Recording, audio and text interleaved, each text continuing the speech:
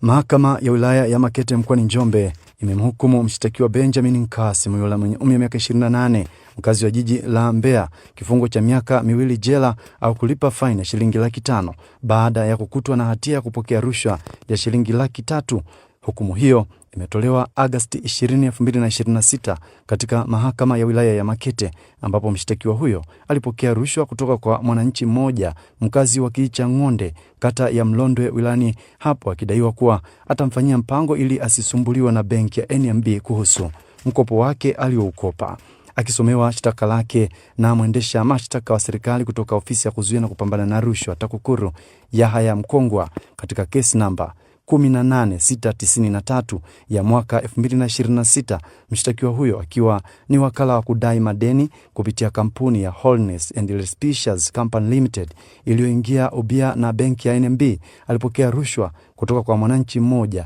Jina linahifadhiwa baada ya kumpa vitisho. Imeelezwa mahakamani hapo kuwa mshtakiwa huyo alipewa orodha ya watu watatu wanaotakiwa kwenda kukusanya madeni, lakini yeye alikwenda na kwa watu wengine ambao walikuwa hawajafikisha muda wa kudaiwa, akiwemo huyo aliyepokea rushwa kwake na kuzifunga nyumba zake 2 anazomiliki na kuandika kuwa zinauzwa. Baada ya kufunga nyumba hizo, ambapo moja alikuwa akiishi mama mzazi wa aliyeombwa rushwa ambaye ni mzee, ilipelekea bibi huyo mwenye umri wa miaka 80 kulala nje, huku mwanae huyo akitoa taarifa kwa TAKUKURU wilaya ya Makete, ambapo waliweka mtego uliopelekea mshtakiwa huyo kutiwa mbaroni. Mshtakiwa huyo amekiri kosa hilo lililofikishwa mahakamani kwa mara ya kwanza leo, na ndipo hakimu mkazi mfawidhi mwandamizi Ivan Saki akamhukumu kifungo cha miaka 2 jela au kulipa faini ya shilingi 500,000 pamoja na kurudisha fedha taslim shilingi 300,000